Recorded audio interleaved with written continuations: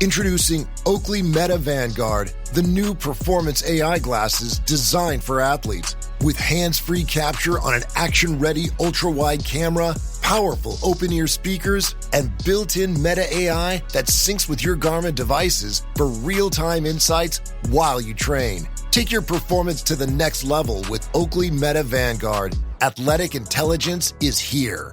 Learn more on meta.com.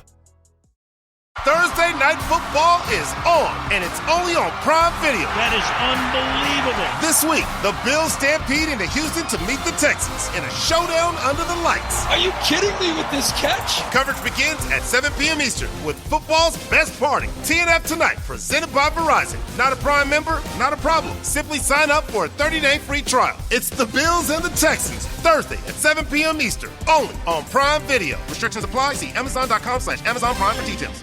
Every who down in Who Newville liked the holidays a ton. But where to get great prices on gifts, they had no idea. None. They searched and they searched for great gifts under $25. Gifts for spouses and friends and even their toddlers. When suddenly one who shouted, Walmart has what you want, knowing they have Lego, Tree Hut, and low prices to flaunt. So they enjoy the holiday season as Who's often do. Cheering and shouting, Walmart has incredible gifts. Who knew? Find gifts they'll love under $25 at Walmart. This episode is presented by State Farm. Having insurance isn't the same as having State Farm. It's like needing the protection of an offensive guard on the football field, but getting an elementary school crossing guard. Sure, they're both guards, but you can only trust one to keep your quarterback safe when the game is on the line. So don't settle for just any insurance when there's State Farm. Like a good neighbor, State Farm is there. Good, better, bad. Good, better, bad. Never let it rest. Never let it rest. Good gets better. Good gets better. You better get better. You better get better. Bears on three. 1, 2, 3. Bears! After another dramatic, heart-palpitating win, the Bears find themselves at 7-3 and sitting at the top of the NFC TIF queue. I'm happy you all made it through another dramatic win. No hospital stays, right? I'm just glad we're all young, healthy, because this team really does not care about our well-being, our mental well-being, our heart rate, our blood pressure. Do they know how many black people have hypertension? It doesn't seem like it, because they trying to drive them numbers up. This may be a plot. Are they working with the Trump administration to get these healthcare? I don't know. I don't know what's going on, because they are not caring about our health and well-being. But we got the dub, so at the end of the day, that's all that matters. My blood pressure isn't good. I appreciate you sending me them perk 30s. I got to. Can we edit that out? I don't know nothing about this FBI. I don't know anything about this Can conversation. we edit those out? Can we edit those out? Pam Bondi. I don't know nothing about this conversation. Let's just edit that out. But whatever we need to get through the day on Sundays is what you need. You know, some of us need something a little stronger than alcohol. Don't judge me. These are stressful times. It is. Indeed. It is stressful times, but at least with this stress, it feels good when you get that release. Like I said, Bears ended that game, beating the division ops. They are now 7-3, and then come after Sunday Night Football. You watch that boring game. Our alliance, our alliance with the Eagles, they handle business on Detroit now. Shout out Philly. Yeah, shout out Philly. We done had a nice little Hunger Games alliance with them, but sadly, it's got to come to an end. But it's been very profitable on both sides. We've thinned the herds, but now, it's every man for itself. So that Hunger Game alliance has been wonderful, Eagles fans, but we got to do you next. Well, in 2 weeks. Hold on, Tiff. We're going to do the whole state of Pennsylvania. That's what we're going to do. Oh, true. We are coming for the whole state of Pennsylvania. You're right. Coming for them, coming on them, back to back. Yes. The whole train on the state of Pennsylvania. I don't have anything to do with that either. I don't know. So now you ain't going to call Pam Bondi for that one, but you'll call Pam Bondi for the one that I'm implicated in. Yeah, I don't know that that's a crime per se. So, I just don't know anything about it. Criminal activity. I definitely Pam Bondi. All right. Chicago takeover Pennsylvania. The Chicago train Pennsylvania training. No? No, I don't think so. I don't think that's gonna No? be. I don't think the movement is Okay. gonna take All off. right. I got ahead of myself. All right. Okay. I was excited. Outside of all the help that the defending Super Bowl champions gave the Bears this season, the Bears been helping themselves. The Bears been doing what they needed to do in the fourth quarter and securing these wins. I know you all probably have heard a lot of big things from Bears fans, but I thought I would heard more today. I thought I'd have seen a lot more people wearing navy and orange, bearing down. There's some people that's still skeptical. Tiff, is their skepticism warranted after the Bears have now won 7 games? The Bears haven't matching the win total from 2 seasons ago. I mean, it's a layered answer. I think some of that is just Bears fans' trauma. I think some of us, especially if BTS. you're not more optimistic, you're just waiting for the shoe to drop, right? This team has beaten you down so many times. Now they're coming with the flowers every week, but you still don't quite trust it. And I get that to a point. That's human nature. And part of it is the wins have been ugly. They have been letting go of the rope a little bit and then pulling it back. They have been heart palpitating and a sugar rush, for lack of a better term. I mean, so I can get it then. It's like, oh, you're not definitively dominating and dog stomping people. But guess what? If you look around the NFL right now, all the top tier teams, quote unquote, are not dog stomping people every week. They're having these same kind of wins that we're having. So, whether it's Denver or whoever it is, the Eagles, like nobody looks super unstoppable right now. Seattle and LA have probably been the top 2. And, Seattle, maybe you're looking at them a little bit different after the game with the Rams, but there's a lot of parity in the league this year. You get the wins how you get them. And a lot of teams ain't looking A+. So guess what? I'm going to take a win over a loss any day. Because in the past, we've said this a million times, these type of games, we were losing. And the team had a losing mentality. And they had that losing mindset, like, well, we're about to lose this one again. Now, you can't tell me that everybody on that team, no matter what's happening in the game, doesn't feel like we're going to come out of this game with a win. Because last year, we were finding extraordinary ways to lose. I'm talking about every week we were topping new ways to lose. This year, every week we're topping new ways to win. So I'm going to take that every day and twice on Sunday. I've heard from the haters that the Bears are frauds. The Bears are barely beating the Vikings. The Bears are barely beating the Giants. The Bears are barely beating fill in the blanks. And Tiff, it's like they have the goalposts permanently attached to wheels. Last year, we couldn't barely beat anybody. We couldn't barely beat the Shadow. The only team we could beat is ourselves. But now we're beating everybody else.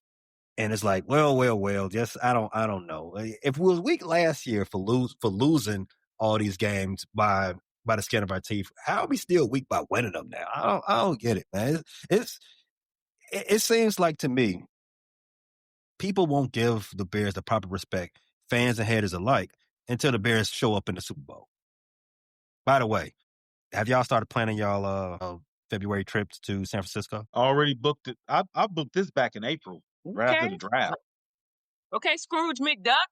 Okay, money bags. I feel you. Listen, the California may be a little too rich for my blood, but I'm gonna be celebrating the Bears in the Super Bowl Hey, regardless. you travel everywhere, Tiff. I don't believe you. You like the rich auntie. You travel everywhere, anywhere, anytime. You coming to San Francisco during the Super Bowl too. Okay, well there you go. Speak it into the existence for me then. I claim it. You haven't And looked at the NorCal price not that expensive, of the Tiff, Super Bowl tickets. especially What? in You know how February. expensive So it is? I'm not buying it. Especially to see your team in the Super Bowl. Oh, okay, my bad. I forgot I was talking to 2 billionaires. Did you all hit the last? Drain Okay, that no, thank 401k. you. We ain't gonna do that. No. We'll find a way before that's the way. Let's get into our good, bad, and ugly then. Let's our official review for this game. Like I said, Bears win 19-17 over the Vikings. They're in first place in the NFC North. Our first divisional win of the season. Ben Johnson's first win against the NFC North. Just so happens to come on the road. So that's a double good win. A road win in the division. Can't throw those away. But Tiff, Awesome job on the pros game rant yesterday. Go ahead and start it off. What's our good from this game? I'm not going to go with the most obvious, or at least what I feel like is the most obvious good, but I'm going to go with the run game. Because starting the season, our run game was atrocious. And every week we were calling for Swift's head. And after the bye, we have really, really picked it up in the run game. I believe Swift was Tom Brady's LFG player of the game. He came away with 90 yards. He had some strong runs, especially some runs at a really important times in the game. Mononga didn't end up with many yards, but he did get our sole touchdown in the game, which was very important. So once again, the running backs running a lot better, the line blocking for them a lot better. And that's something we're going to need because once again, we're about to get in the part of the schedule that gets real hectic. And we need a strong run game to help balance out, especially with Philly coming up. I mean, we saw how they had Jared Goff looking. So we need the run game to be able to take some of that pressure off Caleb, be able to make those quicker reads, those quicker decisions. So I'm going to give the shout out to our run game for my good. I guess I'll go next with my good. Nashawn Wright. And I know he got beat a couple times. He did come up with a big interception in the end zone. I went with him for his good because he lost somebody really close to him this week. I don't know if you all have heard, but one of the coaches from last U University, John Bean, was murdered, and he was very close to Nashawn Wright. Nashawn Wright's father died while he was at Laney College, and apparently Coach Bean helped him and his brother get through a lot between 17 when his father was killed. So I don't know if you were watching the game, you thought that Nashawn Wright came up with that interception in the end zone. He looked emotional, kneeled down. So I want to give my good to Nashawn Wright for playing through an emotional circumstance, losing somebody close to him and going out there and giving his best effort. He did get beat a couple times, but he high pointed that pick. And, he was really emotional on the sideline and your heart went out to him. And like you said, these are humans with emotions. And I can't imagine after I lost somebody close to me like that, who was a father figure to me, going out there and playing a damn football game. So shout out to him for even being able to gather himself. The team really looked like they were supporting him. His coaches were showing him love and supporting him. So that was just great to see for him, for his mind, just to have that respect paid to somebody who played a big role in his life. And he's been a good game changer. I mean, he's really been a ball hawk this season, especially to be thrown in there when Jalen went down. Like that was hard. Like, he has gotten beat sometimes. It hasn't been perfect, but he's come away with some big takeaways. And that was a huge one. Because if they would have gotten a touchdown there, we may have sadder faces today. So definitely shout out to him. Yeah, Nashawn Wright, that pick was a great interception. He's got J.J. McCarthy's number, by the way, just FYI. Yeah, when he did it, when he picked it, I figured he got emotional because of the fact that he used to be a Minnesota Viking, so to speak. Yeah, he was on their practice squad, and they kind of let him go. I thought this was a coming back situation with that sort of emotion. And yeah, hearing the story about him and his coach on Last Chance U, I'm happy that he was able to make a moment that he will live with fully, for the remainder of his time on this planet. My actual good from this game, it was a bit of a struggle. I did want to shout out the special teams. Then I remember special teams had an up and down game. I'm gonna reserve the good for them. But you know what I'm gonna do? I'm talking about the defense. I'm gonna say the defenses are good. For one, we've made, and in jokingly fashion, we've made a lot of similarities between this team and the 1985 Bears, because that was a team that won a Super Bowl, right? However, this team is very much like the 85 Bears in another way. Do you all know? The first time certain, like 3 players have a certain number of picks in a game since 85 or something like that. 3, like I don't remember the number. Look at 4, you, maybe? Tiff. You are on your game today, Tiff. Look at you. I'm a head full of knowledge. What can I say? Well, I'm glad you have a lot of space to hold all that knowledge. Relax. Kevin Byard, Nashawn Wright, and Tremaine Edmonds all have 4 interceptions. The last time a Bears defense had 3 different players with 4+ interceptions, 1985 Bears. You know how that season ended for them, and history repeats itself. Time's a flat circle. all that good stuff. Shout out to Loki. Bear down. The Bears defense played winning football. They successfully limited Minnesota's explosive plays. They forced several punts. Other than what J.J. McCarthy was doing out there, actually held the Minnesota Vikings offense to a very pedestrian game for the first 3.5 quarters of that game. Bears now lead the NFL in turnover margin yet again. They are plus 16 on the takeaways this season. I don't want to go too far before mentioning that because you can say a lot about whether the Bears are lucking up into situations, yada yada yada, but you have to be at the right place at the right time for luck to strike you, right? It's opportunity meets preparation, and the Bears, whether it's on offense or defense or even special teams, they're showing you that they've practiced well enough. When the opportunity has arrived, that's where the good fortune has come. Let's move on to our bad. Now, I don't think we'll have conflicting bads here, right? Because I think mine is pretty secure. But Q, why don't you start? What was the bad from this game? The passing offense, and I'm not just gonna make it Caleb or one specific guy, but they got to get the chemistry together. They're still not getting the connections or the deep passes. There's still too many drops.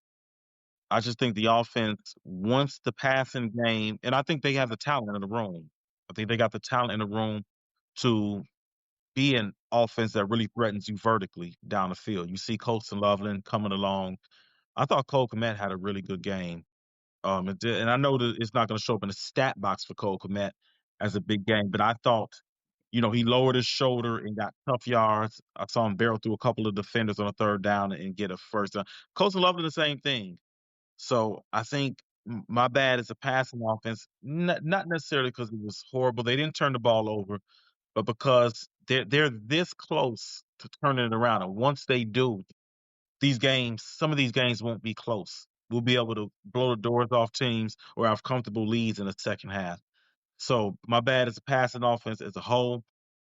They got some work to do. They got chemistry, timing to get down, and hopefully in down this stretch run, because we got 7 games left, we see that timing and that chemistry sync up because we're going to the playoffs.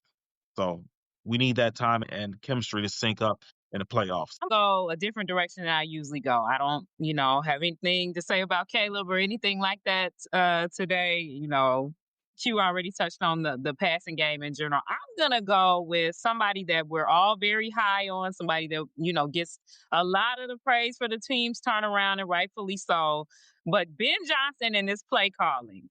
Second week in a row, I was not very happy or very blown away by the way this game was called. Now, I get that it was a cat and mouse game with Brian Flores, and a lot was made of that. And, I get that, and the Vikings do have a very good defense. But some of the decisions that we've made, again, that we touched on last week, that we made again, that I just didn't understand.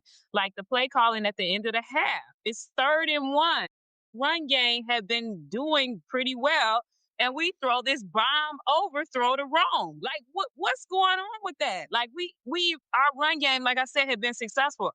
I like the way we kept going away from the run game. And like another time in the game, I believe in the 4th quarter, when we were trying to run the clock down, because we've got a lead and we're trying to get the clock to 0 so we can win.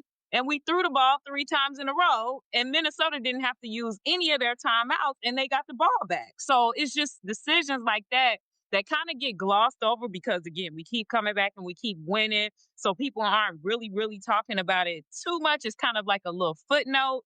The team is kind of saving him in a little bit of a way. And, he's on a learning curve too. So giving him grace, and I'm sure he critiques himself and his staff. But this play calling, bro, we've got to get it together. The things that are working, we need to stick with them. And the run game has really been working these last so many weeks. And again, this is going to be a harder part of the schedule where we really need to rely on the run game and not have Caleb out there trying to be Houdini every single week. Because, it's fun. It's nice to talk about. But when we face Philly or these other really good defenses, his time may be running out with that. So let's have a better game plan in place and let's stick to it. And let's make the adjustments that need to be made. So I'm going to go with Ben Johnson in the play call. One play in particular, we had to be maybe just inside the 30.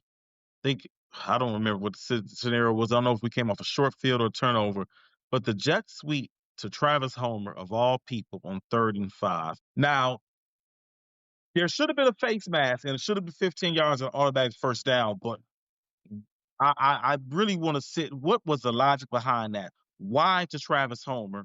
Why a jet sweep going towards the sideline on 3rd and 5? Why?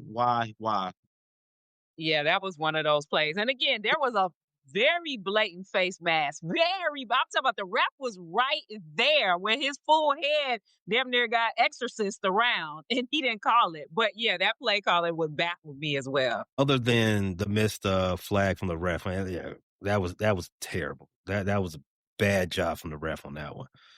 Yeah, there was some. We've called this out before in weeks past. The play calling and some of the situational play calls haven't been where we would expect them to be, right? And we're not head coaches. We're not offensive gurus. We're defensive gurus, anything like that. It's just that for some of the calls, some of the play call decisions that are being made for the situation that the Bears are in, and they've been tight games all through the last 8 weeks. The margin of error has been razor thin. You would expect a little bit, some things to be a little different. You would expect our offense, Ben Johnson, to be, not be too cute with calling plays. I said Badger's getting a lot of snaps. Shout out to him.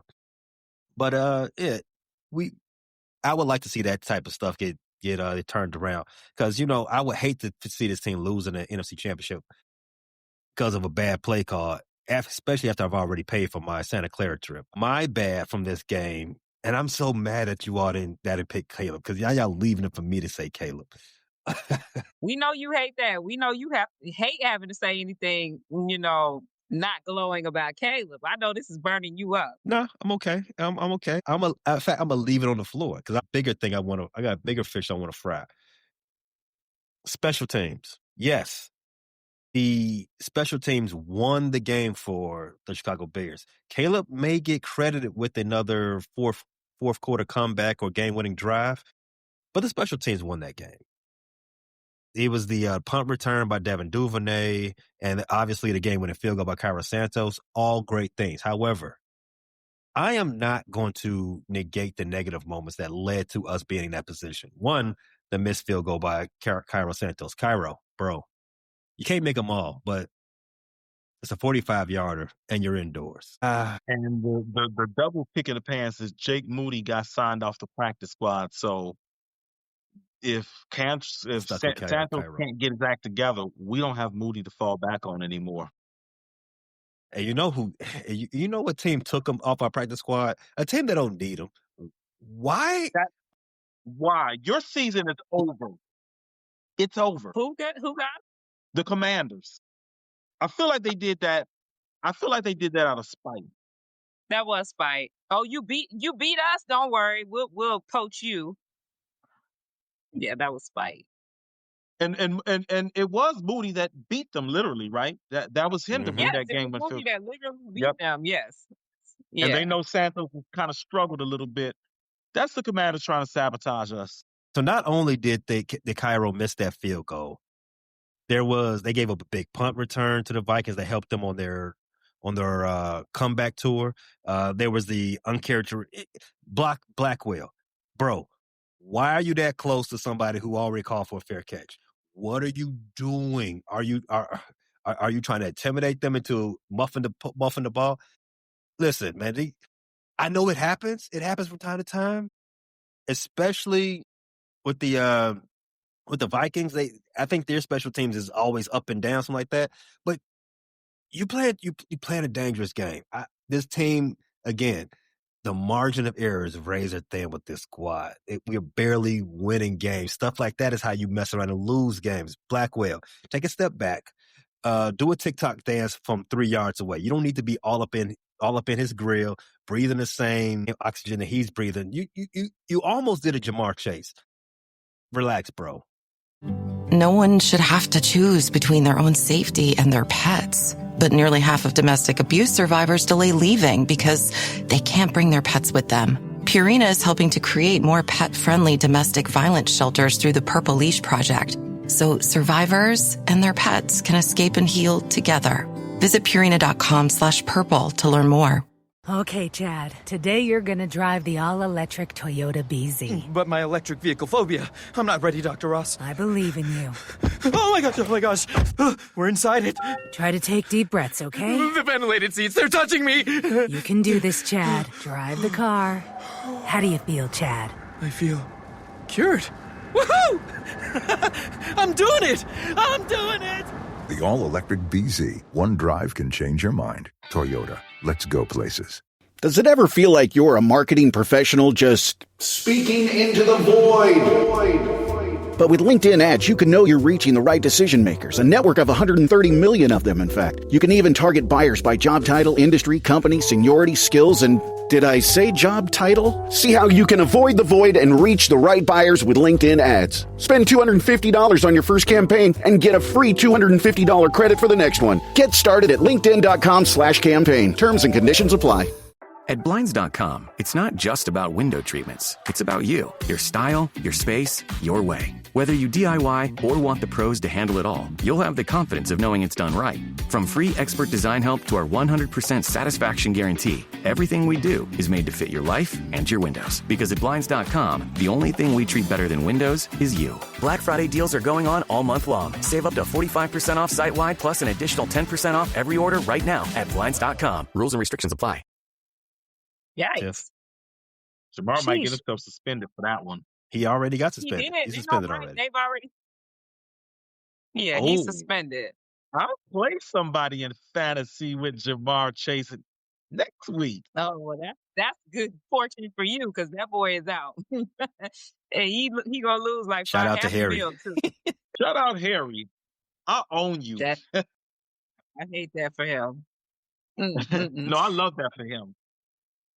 It's crazy. It's funny to me, like how fans have such a different perspective, right? So when I said, the one we would all agree is probably the good, I was talking about special teams. I thought special teams would be the good that we would all say, especially after how hard we've been on them the past few weeks, with rightfully so, because they have had blunders.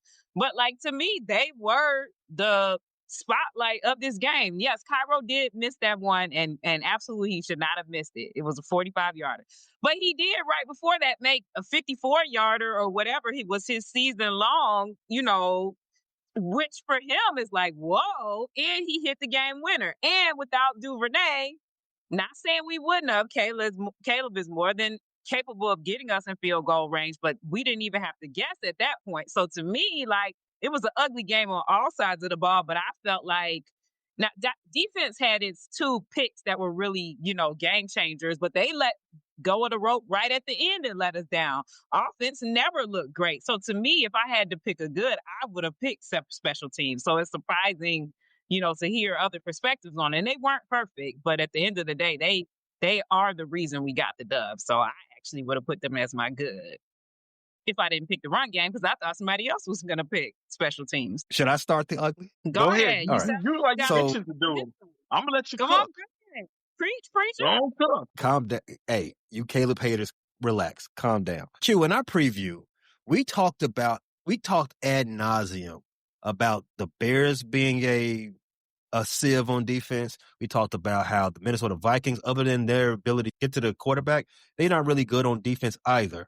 They were coming in banged up. Jonathan Grenard didn't play. They are they're in the bottom third of rush defense. So we expected to see some offensive fluidity, at least if not just from the Bears, but from both sides. Now, we know J.J. McCarthy, he's a future clipboard holder in this league, right? So, but we expected to see more than what we saw. He's future moral support. Future moral support for the QB1. Hype him up. That's what Tyson be doing. Tyson be on the sideline hyping Caleb up. So, hey, look forward to your future, JJ. Sidebar. You and everybody else used to get on Caleb about his less than professional, I guess, body language on the sidelines. Did anybody else notice how J.J. McCarthy, every time he walked back to the sideline after throwing a pass 47 yards away from the intended target, he was snatching off his chin strap. He was grabbing his spaceman, doing all this histrionics. Excuse me, sir. Why were you angry? What are you angry about? You What are the angry problem. about? When Justin Jefferson was angry, we all felt that. But you know what? JJ Yeah. didn't even look angry to me. JJ looked like defeated to me. Like he looked like he felt like I don't belong here. That's what his face said to me. Maybe I'm sure he was Go back frustrated to with your himself, but he looked scared and like I don't belong here. That's what his face. Caleb's face always just looked frustrated with himself or with people around him, but never looks like a lack of confidence. Like JJ McCarthy looked beat down, like sub me out, coach. I'm done. Justin Jefferson looked like he was two errant throws from calling his agent and say, get me to another city. Get Jetta right up out of here. Jetta my ass to another team. He had to tell JJ to calm. He had to tell him to relax. If you was watching their interaction on the sideline, he told bro like, "Hey, bro, relax. Calm down and throw the ball to where I can catch it." When he did throw it, even in the vicinity of somebody's hands, their asses were dropping it too. Justin dropped one he definitely should have brought in, and that's when he was most angry. I think he was angry at himself on the sidelines, but his receivers wasn't doing him no favors neither. Because his ass was barely getting in their vicinity, and when he did, they were dropping it. And that's where my ugly is. My ugly is the offensive performance from both teams. Q, I put in a very, very conservative SGP for this game. I only had Caleb total passing and rushing 220. McCarthy passing and rushing 180. Jettas 4 catches. Jordan Addison 3 catches. Rome 3 catches. DeAndre Swift 70 total yards. And that shit didn't hit. And it didn't hit. And I'm so mad at the offensive struggles of that game. It made no sense. And I'm going to start with my quarterback. Caleb Williams, I don't think there's enough time left in this season for you to get to the 70. No. I don't think there's enough time in this season for you to even rebound and get to an average completion percentage. They're 50% game, 16 of 32. That is 50% on the head. I did a whole lot of talking about J.J. McCarthy and his 53% coming into this game. And then our quarterback, who I think is leagues better, did not play leagues better. Yes, there were some drops, DJ and some of the other ones. But there was a lot of, but again, we've been saying this since week 1. There are some passes that are sailing on my bro. And then there's the other passes that he was like, damn, that was a dart. Damn, he threaded the needle. They're like, come on, I need to see consistency. And we are going into week 12, and I'm still saying the same thing I said from week 1. We played the Vikings in week 1. We said this is a completely different team. Are we though? If we're still saying the same things from week 1 about our quarterback? Like, man, you need you to be a little bit more consistent. Man, we need you to bring that pass down. None of your receivers are actually 8 feet tall. Coastal Loveland looks like he's 8 feet tall, but he's actually not. And to harp on your point from earlier, Q, about the offensive fluidity and having an actual attack, I know it's year 1. There are going to be some growing pains, but God, these growing pains are hurting. Take that smile off your face, Ted. No, I'm just agreeing with what you're saying. I can't agree with you. I agree with you 100%. And that leads right into my ugly because Caleb was looking not the best. And then when he did throw a pass on target, DJ Moore, please, sir, come to the front of the room. Now, bro, I've never put you on, certainly not my ugly, maybe not even my bad. I have your jersey. I replaced Justin Fields' jersey with your jersey. Sir, what is going on with your hands, sir? What did you forget how to catch? Like, I understand it may be a different velocity. It may be a different spin from Caleb. But at this point, this is season 2, bro. Like, stop trying to catch it with your chest and catch it with your hands. He had so many drops. And even the one that he had to do that bobble between the legs catch, you're free and by yourself. It's not like somebody knocked it out of his hands and he had to make that awesome catch. Why are you dropping and struggling to catch the ball? The whole team, but this game, DJ specifically, Antoine Randall, we like how you hype the receivers up, how you dap them up when they run out on the field. We love all of that. But if you all don't do some catching drills this week, I know something because all this dropping is insane.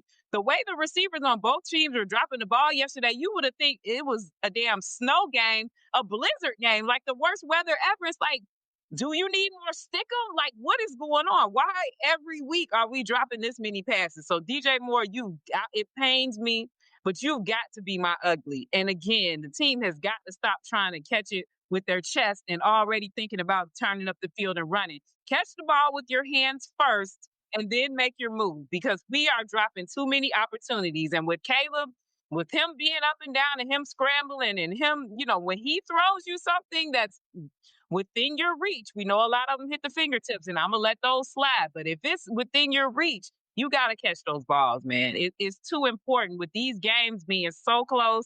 We've got to make the difference. So our offense and DJ Moore specifically, I want to see a big game from you against the Steelers because we've got to turn this thing around. And to your point about DJ, on one of those overthrows, it looked like he actually lost the ball in the air and wasn't running under it as hard.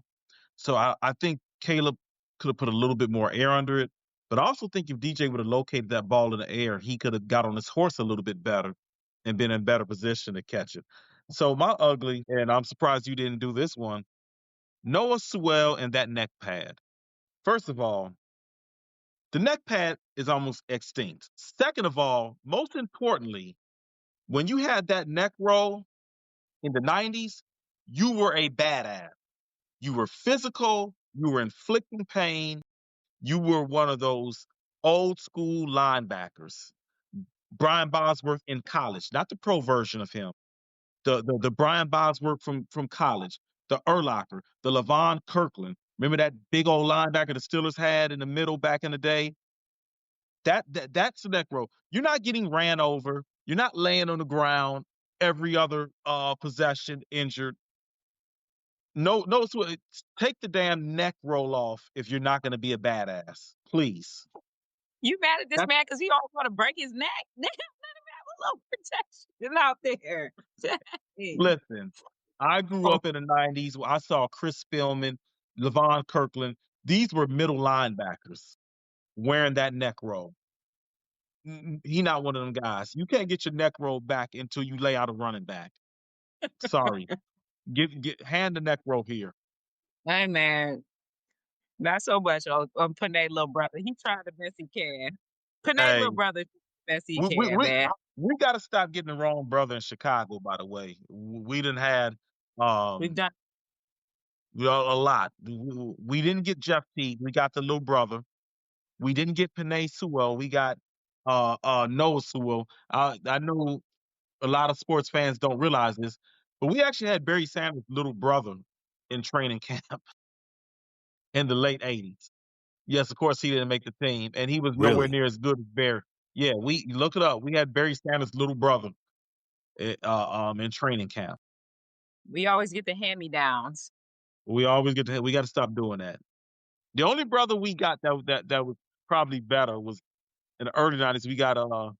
We got Horace, but Harvey was pretty good too. But yeah. Remember we had the wrong out of a capo too. We had one of Giannis's brothers. We had one of the Bennett's. Did we have the better Bennett? I can't remember which one we had. Which Bennett? We had Martellus. We had Martellus. But the other Bennett was definitely definitely better, and he was at a more important position.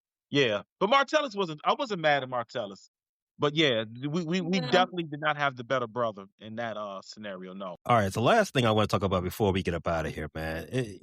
Obviously, I think we all understand the way the Bears win in this game is not sustainable. There's going to be a regression, whether it happens this season or the next, and there's going to be a fall on your face moment.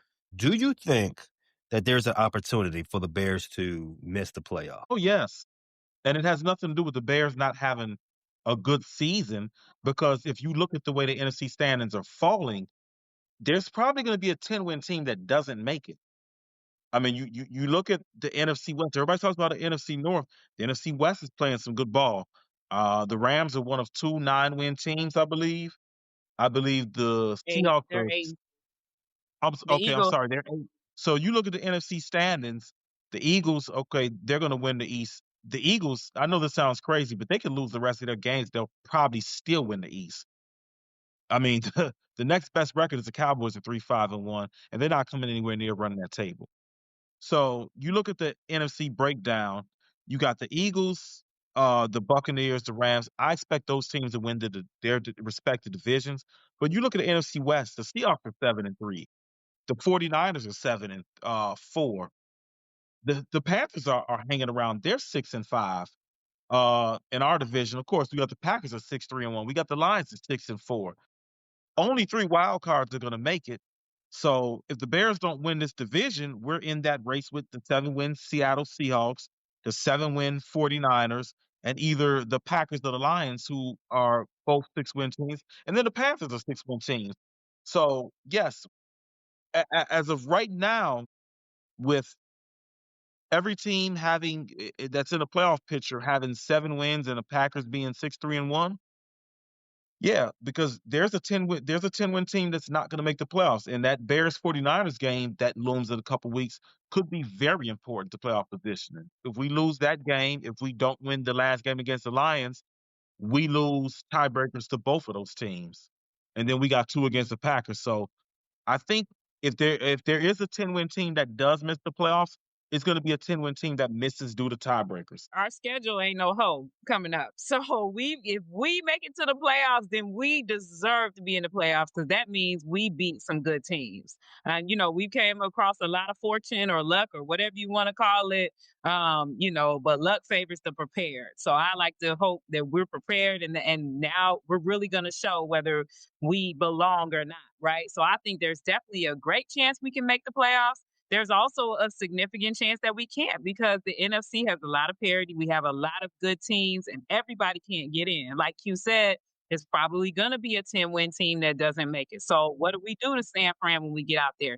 They're beat up, but Purdy came back and he looked pretty decent. The We offense do. is good. Yeah, like what do we do when we play Philly? You know what I'm saying? We've got to go to Philly, and their offense has been looking stagnant like ours has, but that damn defense has been looking Defense showing outstanding up. these last games. I mean, so we've got to be on top of our game, and then we've got the Packers twice, and we already know that regardless of records, that's going to be a hard fought game. So if we make up to the playoffs, I'm praying that we can be as healthy We as go to possible. San Francisco. I haven't. I know we played 49ers. Are we in San Francisco? I can't remember if we're in San Francisco. I I know we're know we're in in Philly. Philly. Yeah, We're I think we're definitely in in. San Francisco too. So we looking at 2 tough NFC opponents, and we're on the road for them. Yeah, it's not Let me. the best, and it's mixed in there. We've got Steelers next week. So our schedule coming up is not easy. It's certainly not as easy as some of the other teams that we will be fighting for those playoff spots. You got the Panthers who are going to play. I don't know if they have any more with Atlanta. And I'm not sure what No, their they schedule is. swept Atlanta. They're done with Atlanta. I think Okay, they so got they one may more with the have Saints Bucks, though. one more with the Saints, right? So Yeah, good luck, dub for that. I don't know if they played the Bucks twice or not, but anyway, they got chances the are Bucks they've 2 got an more easier times. schedule Yes, than we do. It's gonna Panthers be hard actually for got a them. rough schedule. The Panthers actually got to go to San Francisco. Speaking of schedules, Tiff, I don't really know that the Bears really have a behemoth schedule coming up. I mean, we got the Steelers coming up next. They may be missing Aaron Rodgers, and I don't think the Steelers are that good. And then you got the Eagles right behind that. The day after Thanksgiving, they're missing their best offensive player. And then after that, we got the Packers twice. We got the Browns. I don't think there's 3 more wins left in this season. Say playing the Rams and the Seahawks, what remaining schedule would be hard? Like none of those wins. We're See past the all the Panthers. guaranteed dubs. Actually, We're I'm I looking at past. just the told Panthers you, schedule. our next 2 games, we're playing teams that more than likely don't have their best offensive player. Who's the best offensive player for Philly that's missing? Lane Johnson? That's correct. Okay. I would still say Saquon, but I could see Lane Johnson. There The is no Panthers, Saquon without Lane. Saquon was an All-Pro before Lane, so I cannot say that he's still Saquon, Not, and this is still our run not, defense. Saquon could still not. he lit us up last He time he seen us as a Giant. I think he ran for 140 yards when we seen him in 2022. I'm not ready to say our run defense is all the way fixed. Saquon is one missed Noah Sewell tackle from going 80 yards. So this could be Yeah, I another mean, Bo Jackson versus Bosworth thing. So I'm not gonna underestimate Saquon. The Panthers actually got a rough schedule. I'm looking at the Panthers schedule right now. They got the 49ers in San Fran this week. Then they play the Rams.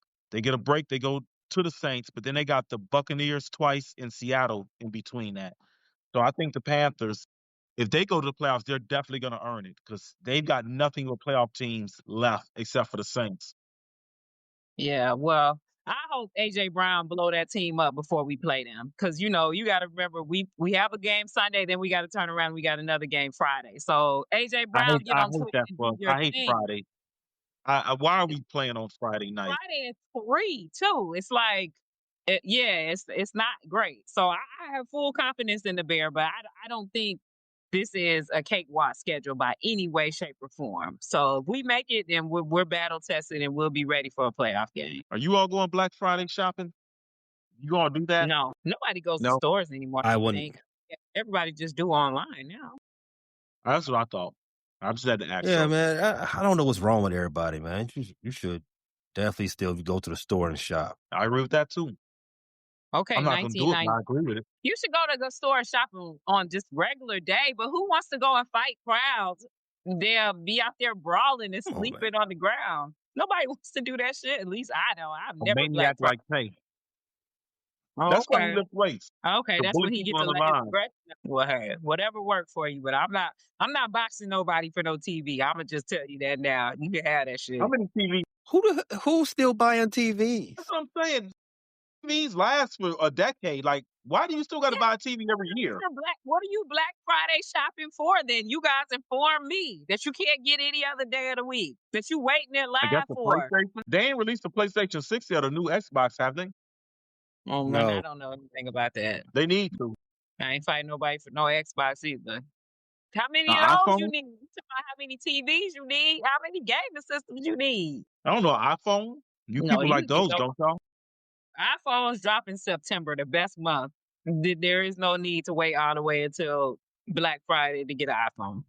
That's not how that works. Yeah, so I mean, unless you are waiting in line to get some slacks or something, you waiting in line at JCPenney or something. I don't know what you wait for. You I better ain't do doing those it. on Black Friday sale. Be done with it. Thanks for listening to this latest episode from the Frustrated Chicago Sports Fan Channel. Don't matter if you listen to this on Apple Podcasts or Spotify or watch it on Twitch or YouTube. Make sure you like, subscribe, share with a friend, hit the notification bell so you never miss a drop. And to all the guys from Chicago, we say three things. Bear down, go Cubs go, and sell the team, Jerry.